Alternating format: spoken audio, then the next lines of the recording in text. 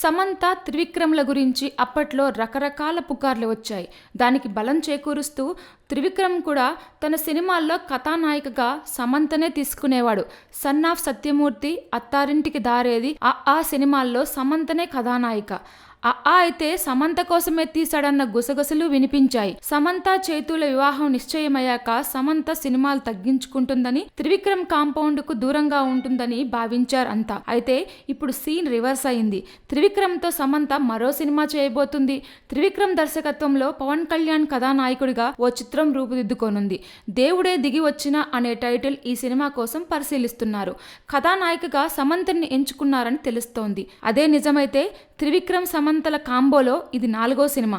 అంటే వీరిద్దరి బంధం ఇంకా స్ట్రాంగ్ అవబోతుందన్నమాట. ఈసారి ఇంకెన్ని పుకార్లు వినిపిస్తాయో చూడాలి. Please subscribe. Hi, it's me Purna. Please subscribe.